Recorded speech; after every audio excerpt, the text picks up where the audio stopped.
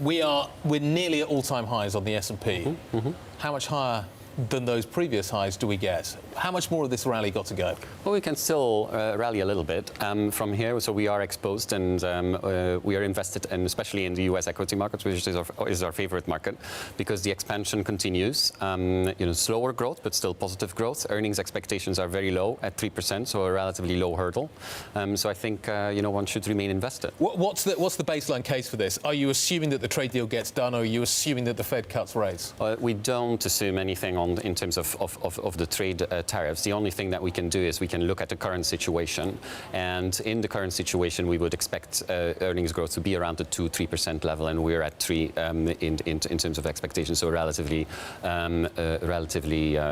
much priced in at this point in time.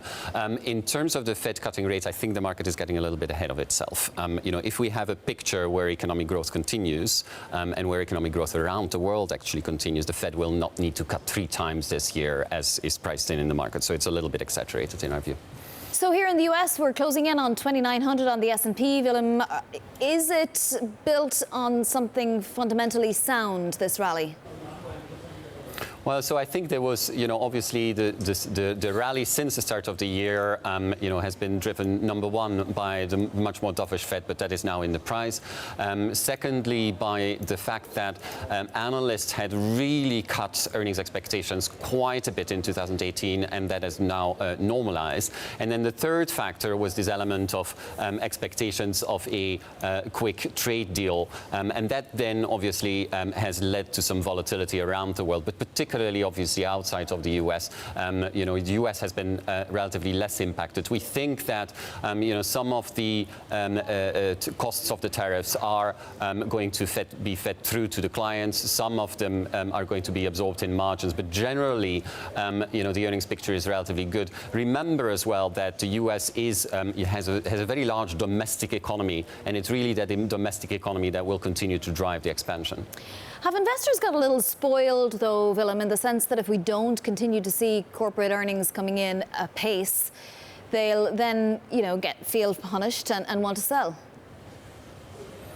Well, we wrote a piece a quarter ago which was about the unloved rally, and I don't think that so many investors would need to sell really if we had disappointment. Clearly, obviously, in that case, the market wouldn't particularly be able to go up, but there's relatively little exposure, and therefore little forced selling. That being said, there is a lot of uncertainty in the world. That's why we are buyers of volatility, for example, why we have scaled down our cyclicality to a much more neutral stance in the US, why we're defensive in Europe.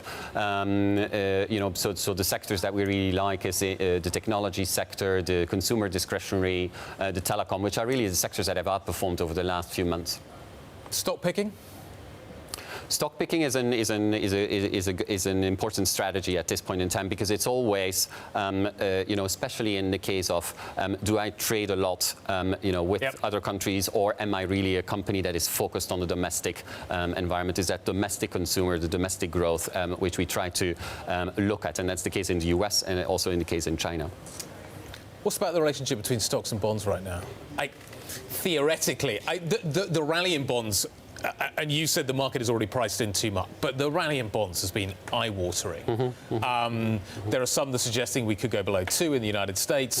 We're minus 22 bips on a bund at this point. Front end of the curves have moved really sharply. What do I do?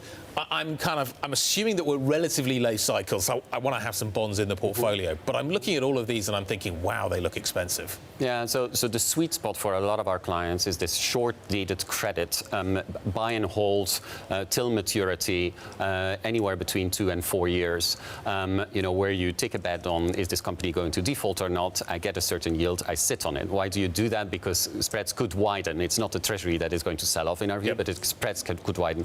That's that's a relatively good strategy.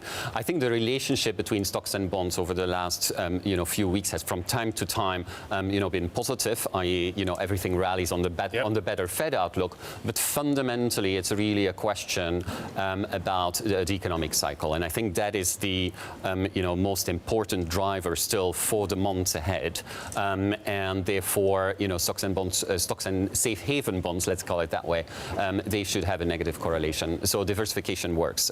Stock picking is important, buying volatility, diversification, avoiding too much concentration, all factors to limit the overall risk of the portfolio. So what kind of duration are you recommending to your clients, Willem?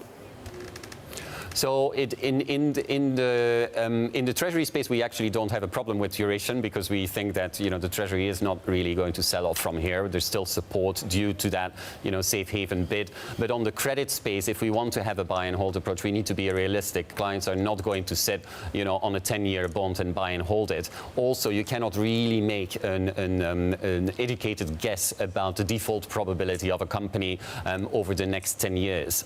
So you need to restrict yourself towards to something between 2 and 5 years in the credit space, in our view. How much of what you're recommending right now will be impacted by a dollar that moves, either strengthens or weakens? Yeah, so we think there is still, we've been dollar bulls and we actually continue to be dollar bulls. Not so much driven anymore, obviously, by the Fed policy because, clearly the Fed, there's a lot already in the price there. But there's still a differential in terms of yield relative to the euro and the yen.